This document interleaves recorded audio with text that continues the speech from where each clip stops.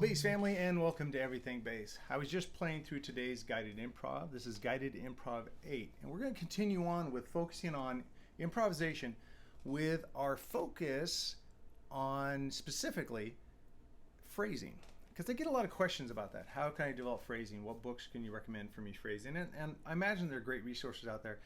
I learned phrasing from initially learning other people's bass lines over and over and over again. I was lucky enough to play in a top 40 band, which is like a GB band for some of you guys. It's not like it is a GB band. And by learning other people's bass lines, other people's solos and things like that, I started to naturally see patterns and phrasings that when I improv, I wasn't directly ripping off their ideas. I was ripping off or borrowing from them their phrases. And phrasing is great because sometimes we can know what the chord is, we can know the notes we want to use that blends with the chord and creates the emotion we want, but that's where we kind of lose it. We're not sure where to start. It's almost like a big buffet of amazing food and you don't know what to put on your plate first. Sometimes improv is like that. So giving you guys some focused guided improvisations where we focus on one element of either phrasing or melodic content, things like that, that you'll hopefully be able to attack that buffet and know kind of where to start and how to go. So today we're focusing on a phrasing concept, and it has many names. Some people call it call and response. Like when you yell out, "Hey, is anybody out there?" And someone says, "Yeah, I'm over here." You called out to them and they responded. Some people say it's the question and answer, where you pose a question melodically and then you melodically give it an answer. Let me kind of put a little bit of the psychology of music behind that. And I'm speaking in generalities, but hopefully it'll be something that can stick in your brain and it'll help you pull off this call and response. Question and answer. When we ask a question, a lot of times we will end by going up in pitch. "Hey, do you want to go outside?" And "Hey, do you want to go outside?" And our pitch goes up a little bit. The answer is, "No, I don't want to go outside." Although right now we probably say, "Yes, I definitely want to go outside." And remember, we're talking at the beginning of this series of guided improv, we're talking broad strokes. This is not the be all end all. This is just to get you started. The idea of generally question response and phrasing is question goes up in pitch, response answers. So you might have a line and then the response. So you hear how it seemed like I am phrasing there. I'm setting up something and I'm responding to it. Now, again, if we look into this whole idea of question and answer, call and response, it's usually, it doesn't have to be, I shouldn't say usually.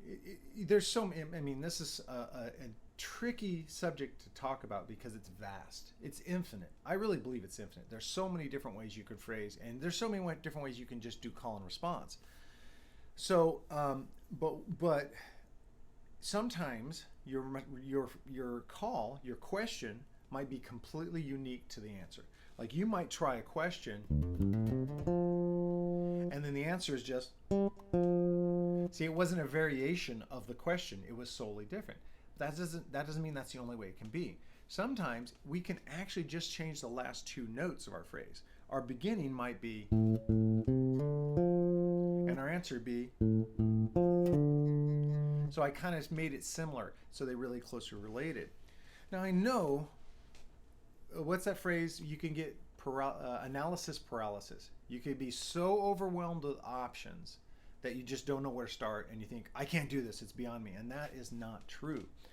What you need to do is narrow it, put some limitations. So in this case, today's exercise, we're working on a 2-5 progression. We're doing, let me change my sheet music here. I'm shooting a record number of videos today because last week I had a critical fault. So all the videos I shot last week, they all had to go in the trash can.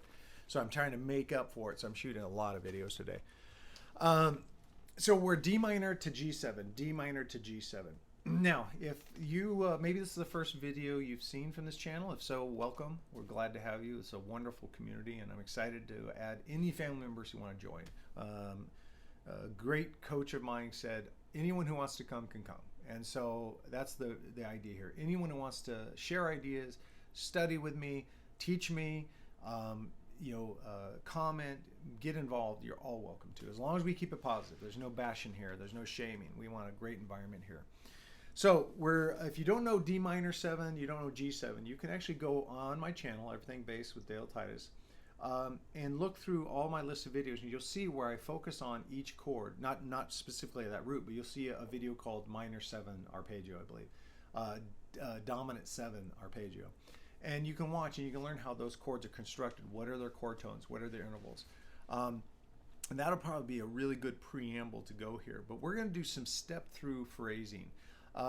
This is a good point for me to mention that if you're a Patreon subscriber, this really is where your $8 a month gets a lot of value, because not only will the sheet music be there with the guided improv ideas listed out, so it's easier for you to maybe take to your music room and not have to be in front of your device, but I'll have audio file of play along tracks similar to what I've set up on my looper. I'm using the Boss RC50 looper here, and I just set it up right before video, but I'll go and actually record something in my studio. It's nicer. I still try to not put in too many rhythmic ideas. I want everything generic so that you don't feel like I'm trapping you into one rhythmic concept or phrase idea. I want it to be as actually bland as possible so you can add all this pizzazz. All right. So definitely you'll want to check that out, download the WAV file to play along. So we have only 3 guided improvs today, and they actually tier up. The first one's very simple, then the next tier gets a little more complex, the next tier is a little more complex. And by the way, phrasing is not a soloing concept. In the past, when I've taught this, people say, oh, I'm not interested in soloing, so I don't have to do this. I'm like, no, it's anytime you create, especially bass lines. Because bass lines, we have this, I don't want to say burden, it's a gift, but we have this responsibility to take the rhythm the drummer's putting out, and maybe the keyboard player and the rhythm guitarist. We take the harmonic idea, the progression, and our job is to do something that brings them all together, and phrasing is a big element in that. If you, those of you who know Ronnie James Dio and his band Dio, they did, oh my gosh, I can't remember the name of the song. But anyway, there was a phrase that he did in his bass line where he did call, response, response. Oh, it's Holy Diver. So he does a dun da da da da da da da da. Now, after that, his bass line phrases a response twice. Dun da da da da da dum dum dun da da da da da dum dum. So, question once, answer twice. We've been in that situation. Someone's asked you a question, you answer it, and they look at you and you answer them again. So in his, he didn't do a question answer, and you don't have to either. You can mess with it. It's just a phrasing concept. In a way, you could do a question where the pitch goes down and answer where it comes up. I mean, again, just trying to show you that it's vast, but let's narrow it down to something very simple. You may want to just start with all your first phrases ending up and all your last phrases ending down if this is a new concept for you. But, you know, going back to his bass line, dun, dun, dun, dun, dun, dun, dun, dun, there's his question. He's like, hey, what about this? Do you want to go outside? Dun, dun, dun, dun, dun, dun, no, I don't. Repeats it, dun, dun, dun, dun, dun, dun, dun, dun, and adds the fourth one, dun, dun, dun. And that's brilliant. It's almost like question, answer, answer, and then closing statement. And that's how you can start listening better to the bands you love, the musicians you love, not just bass players, sax players, guitar players, piano players, drummers. Listen to phrasing. How do they mess with this whole concept of call and response, question and answer?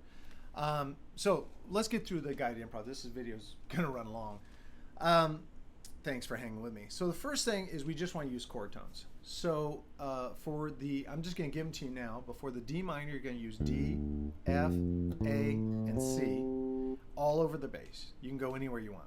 For the G dominant, you're going to use G, B, D, F. Okay, so you got those changes. You got that cool little those cool selections of notes. Now, if you're thinking bass line, you want to play bass line, then you may want to hang lower in the instrument and start by just playing the arpeggio itself. Just play the arpeggio. You may want to try it like on the D minor. Just play up. And then on the dominant, play down. Congratulations, that's call and response. That's a very simple form. Now I chose this progression because it naturally lends itself, a 2 to a 5 naturally lends itself to call and response, because the 5 is a unresolved chord. It actually wants to resolve somewhere else. And so to me, it always seemed like it was really easy to kind of practice call and response, question and answer phrasing off of this. So the first exercise, just do that. Now, if you want to work on your improv, you may be more comfortable, might get you in the right mindset to jump up here, maybe around the 10th fret, because you have the D minor 7 here, and you have the G dominant 7. And so it's really cool to be able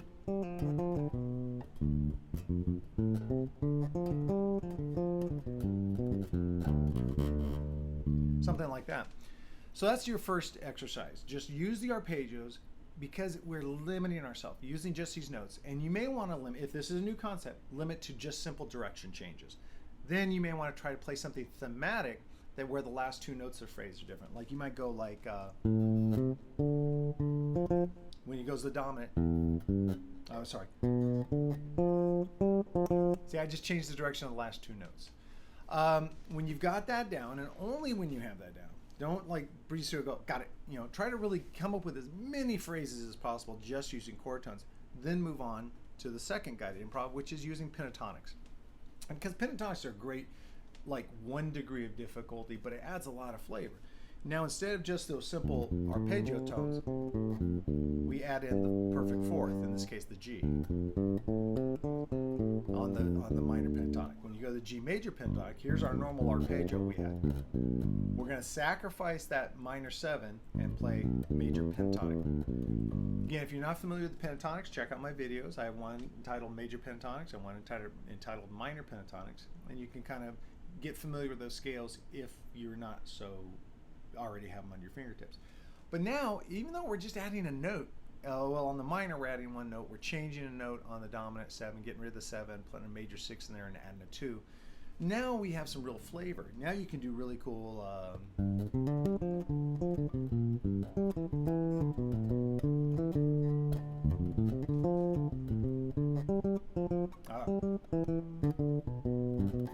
always want to put the 7 in.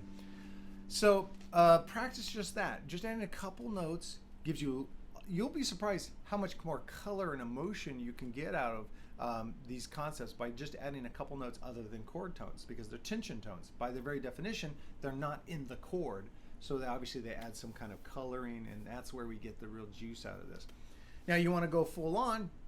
The last one is use D Dorian for the D minor and G Mixolydian. They're still diatonic. Those modes relate. They come from the same key. But on the D minor, now you've got this scale. If you're not familiar with Dorian, you may want to check out, in fact, the actual video I shot is called Modes 2, the Dorian Scale. And that's actually, I show it and demonstrate it in D, so that's going to be perfect for you. For the G dominant chord, you're going to use G Mixolydian, so you want to check out my video Modes 5, Mixolydian, and it'll be in G. And now you've got all these notes. If we compare like G Mixolydian to G major pentatonic, here's G major pentatonic. It's just like the outside notes, and then we add the perfect 4th and the minor 7. Now you've got real subtle notes. You've got notes that are you know, closer in pitch to each other, so you can do these really cool blending and there's just so much more fruit on the vine. But it can be overwhelming. So if it is, don't go, you know, go back to the arpeggios and practice simple call and response. Practice what would be a setup phrase in D Dorian, setup phrase to Mixolydian. You know, can you hear just, those are, again, very obvious, there's not a lot of subtlety in my phrasing. I'm really being bold because I want to make sure it's, you know, it's coming across to you guys. And those are the 3 guided steps. I hope it makes sense why I'm doing it. Chord tones only. Really get your ear locked into those chord tone pitches. See how much you can phrase with just those, and really spend time with that. Then move on to the pentatonics, adding a couple tension tones, passing tones, and then do full scales and see what those subtle note changes can be and how they can really affect your phrasing. I love showing you guys these exercises because that's what I did a lot of times. I've mentioned this before, but with the help of my friends at Lexicon, I got one of the first rack mount loopers, and it only did like 5 or 7 seconds of looping, but I was hooked right then, and I became a better player almost immediately because I could set up loops of progressions and just sit there endlessly practicing phrasing, practicing baseline creation. And so that's what I'm trying to create here. But if you're, don't have the means, or just not interested in getting into looping, you don't have a 4-track recorder, or it's just a mess, then of course just become a Patreon subscriber. I'll always, for the guided improvs, always provide you guys with a play along track. That's my promise to you. Wow, what'd you think? I hope you liked it. I hope these are helping you, especially if you have a little bit of analysis paralysis. Someone says, hey, take a solo, or here, build a bass line right in front of me, and you get frozen. Maybe these concepts, thinking of question and answers. We talked about in the previous video, Guided Improv 7, the 3+1 phrasing. Now you can combine these and come up with some really cool ideas. 3+1 phrasing with call and response. It could be question, question, question, response. That's a natural 3+1 phrasing.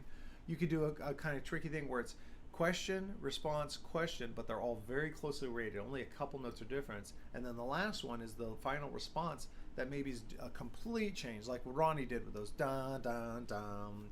So the last thing I would have you do, especially if you can't practice with your bass when you want to, you have a job that doesn't allow you to practice bass, most don't, but you can listen to music, start listening for phrasing. And remember, not just in solos, listen for bass lines. Put on your favorite band and listen to the bass construction. Can you pick out where something might be a call and something might be a response? Maybe it's a call and response, but they flipped it. The call was something that descended in pitch and the response came up. Those are cool things. By listening for it, hearing it, it becomes part of you, and it's easier for you to do it when called upon. And you're being called upon right now. Man, do this exercise with me. I'll be spending probably the rest of the week kind of running through just one progression, seeing what new things I can find out. How is this working for you guys? How are these guided improv? We're 8 deep now into guided improvs. Is there something I'm missing? Did I skip ahead to phrasing too soon? Was there other concepts? There's a certain progression that's been giving you grief when you have to improv over it. Share it in the comments below. Tell me what the progression is, and I'll do a video just on that, and I'll give you my maybe process on how I would develop my phrasing. All right, guys, thank you so much. I hope you're enjoying this. It means so much to me to be able to talk to you like this and to interact with you online. Remember, you can email me directly at dtitus@daletitus.com, or join us on our Facebook group, which is a lot of fun. The Facebook page is pretty kicking, and that's Everything Based with Dale Titus. Thank you so much. I'll see you at the next video.